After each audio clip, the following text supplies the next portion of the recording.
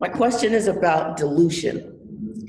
I have a company where I own 85% and I've got somebody vesting to 15%.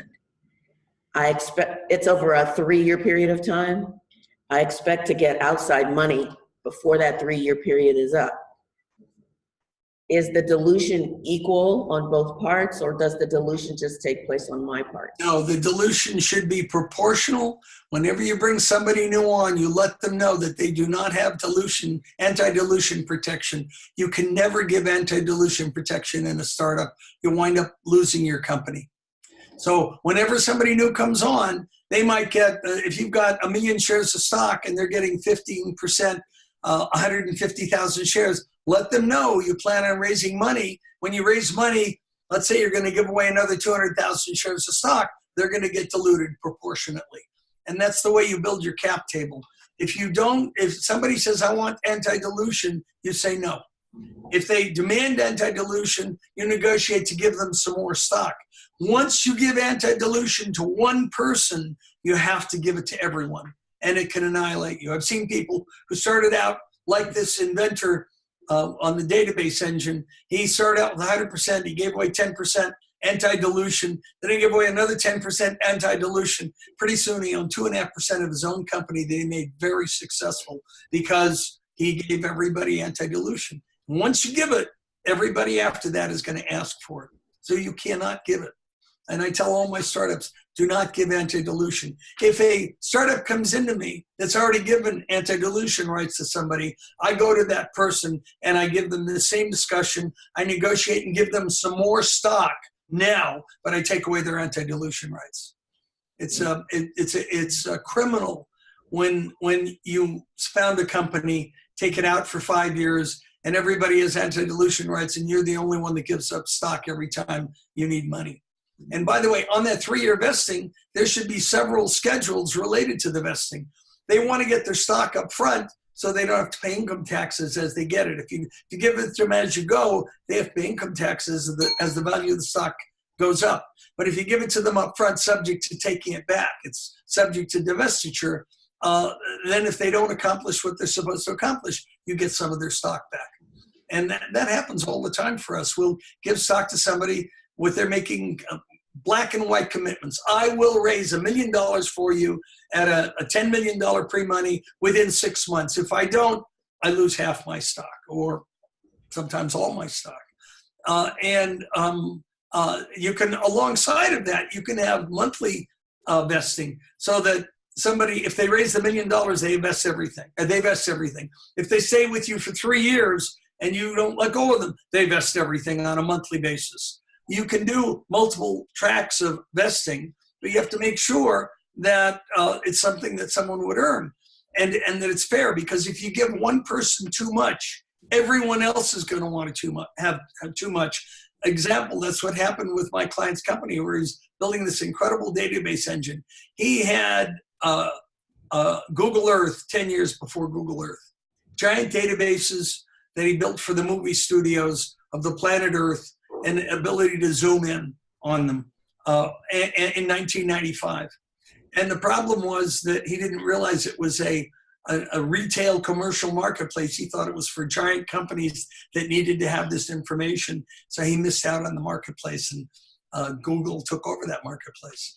But along the way, you have to ask yourself, how much stock can I give up?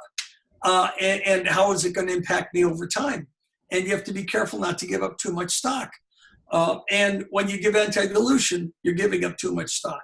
When a company comes into me with anti-dilution built in, the first thing I do is work very hard to give the people who have anti-dilution rights more stock to take away the anti-dilution rights. Did that answer your question? Yes, thank you. You're very welcome. More questions? The real issue for a startup company is not to make mistakes on your cap table.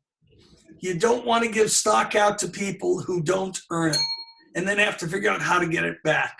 So even the original founders often have a vesting schedule where they have to accomplish certain things to get their stock, or they have to save for a certain period of time to get their stock. And if you don't do that, what happens is you wind up with a warped cap table and the inability to raise money. And that can be a real problem in the future.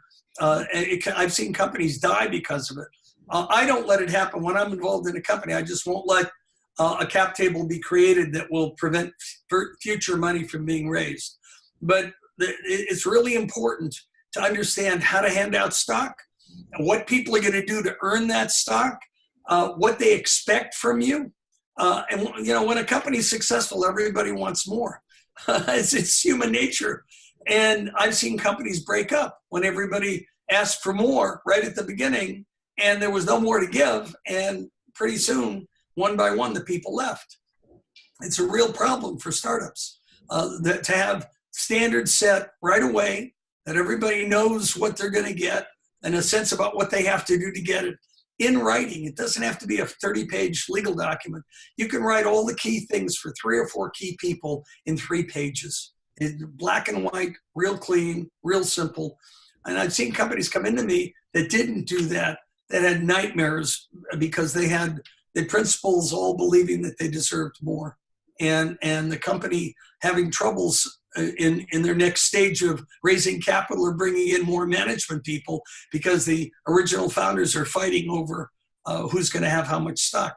That should not come up. It should be carefully defined right at the beginning. More questions? Maybe talking about how many shares you start with. You come a little closer and I'll hear you better. Yeah, maybe how many shares you should start with on your cap table. Okay, I'll tell you how I do it. And the reason is because it makes everybody really feel good.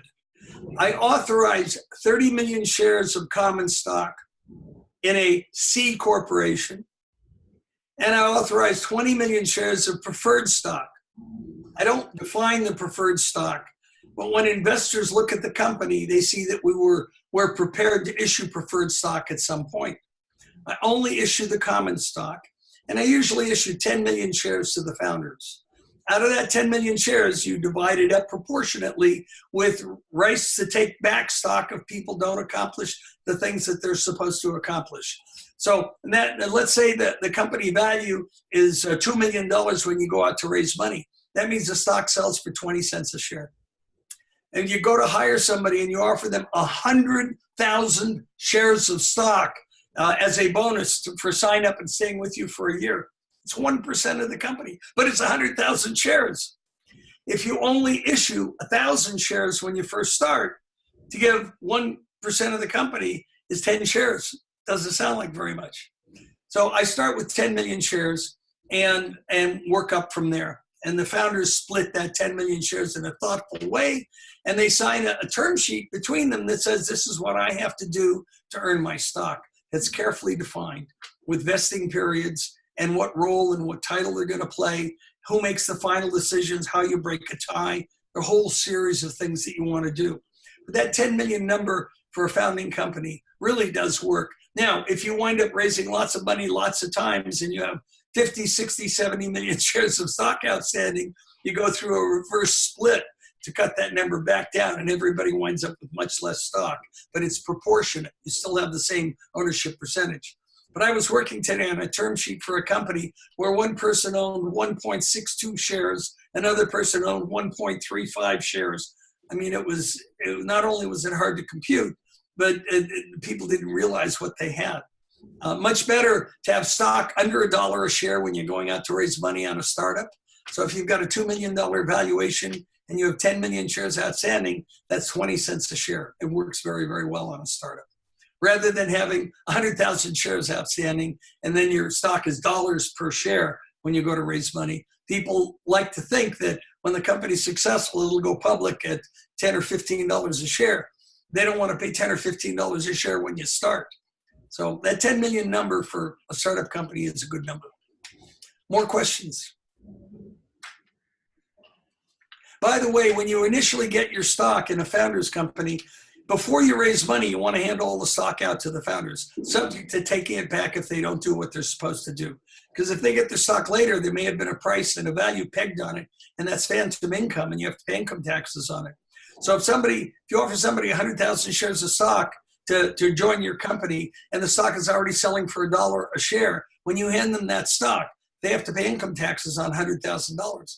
Whereas if you found the company, it's a brand new company, and you haven't raised money yet, and you give them 100,000 shares of stock, same percentage, but there's no value pegged on the stock, they can take the lower value.